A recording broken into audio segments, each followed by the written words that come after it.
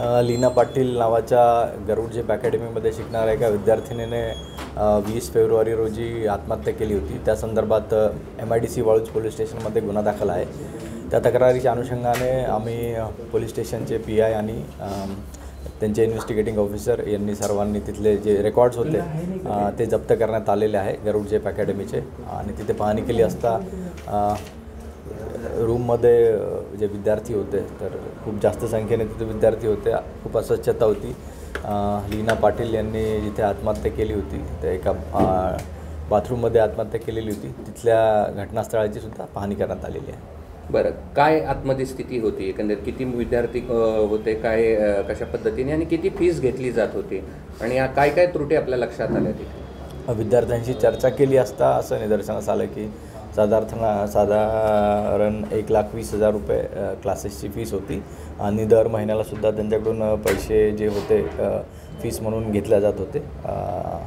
आणि परिस्थिती जी पाहण्यात आली तेव्हा तर क्लासेसचे जे कॉट्स होते ते अपुरी जागा होती आणि मोठ्या हॉलमध्ये साधारणतः 21 विद्यार्थी आणि लहान रूममध्ये 7 ते 8 विद्यार्थी असे त्यांनी तिथे कॉटेजमध्ये राहत होते। तक्रारीमध्ये बेल्टनी मारहाण पण करायचे आणि मानसिक छळ केला जात होता असे पण तक्रार एक आली आहे। मानसिक आणि शारीरिक छळ केला जात होता त्या संबंधाने तक्रार आलेली आहे आणि त्या संबंधात चौकशी चालू आहे। यात किती अटक केली आहे, काय झाली आहे? अटक करण्यासाठी आम्ही आरोपींना 3 पथकं तयार केलेले आहेत। अजून पथक तयार करून आम्ही त्यांना लवकरात लवकर अटक करू। आरोपी फरार आहेत। आरोपी फरार, पण याच्यामध्ये काय वेगळं वाटतंय तुम्हाला? कारण फर्स्ट लुकमध्ये काय वाटतं की जे आरोप केलेले आहेत यामध्ये लैंगिक छळाचा सुद्धा काही विद्यार्थ्यांनी आरोप करतात, समोर येऊन कोणी बोलत नाही। जसे जसे कोणाच्या तक्रार असतील पालकांच्या विद्यार्थ्यांच्या तर पोलीस तक्रार घेण्यासाठी तयार आहेत। पोलीस खंबीरपणे त्यांच्या पाठीशी उभे आहेत।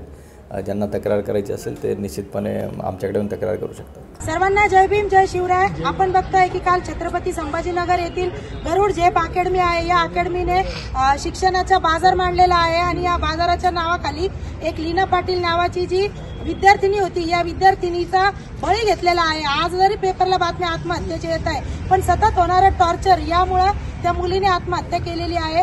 आणि गरुड झेप अकॅडमीचे जे सोनवणे आहेत त्यांना अजूनही अटक झालेली नाहीये। आपण बघतो की एखाद्या सामान्य व्यक्तीवर गुन्हा दाखल झाला तर पोलीस त्याच्या घरी जाऊन त्याच्या घरच्यांना उचलून आणतात आणि बरोबर आरोपीला पकडतात। मग ज्यावेळेस अशा हाय प्रोफाईल केसेस समोर येतात त्यावेळेस पोलिसांची यंत्रणा कुठे जाती असा माझा पोलीस यंत्रणेला सवाल आहे। आणि आज आपण बघतो की या मुलीचे आई वडील इथं इतके हातबल होऊन इथं झालेले की ही मुलगी म्हणजे तिच्या करिअरसाठी एखादी पोलीस अधिकारी जे काही बनणार होती म्हणजे एक ऑफिसर या देशाने गमावलेला आहे। आणि हे जे शिक्षणाच्या नावाखाली बाजारीकरण चाललेलं आहे हे कुठेतरी थांबलं पाहिजे। आणि येणाऱ्या काळात औरंगाबाद असो, छत्रपती संभाजीनगर असो की महाराष्ट्र असो, या महाराष्ट्रभरात ज्या अकॅडम्या चालू आहे आणि या अकॅडम्यामध्ये जो भ्रष्टाचार चालू आहे आणि जे विद्यार्थ्यांची आणि पालकांची पिळवणूक चालू आहे ही कुठेतरी थांबली पाहिजे। यांच्याजवळ ज्या परमिशन्स येतात या कुठून येतात आणि अशा घटना जेव्हा घडतात त्यावेळेस जे आपल्या शहरातले आमदार, खासदार, लोकप्रतिनिधी आहे हे आपला तोंड बंद करून बसलेले असतात।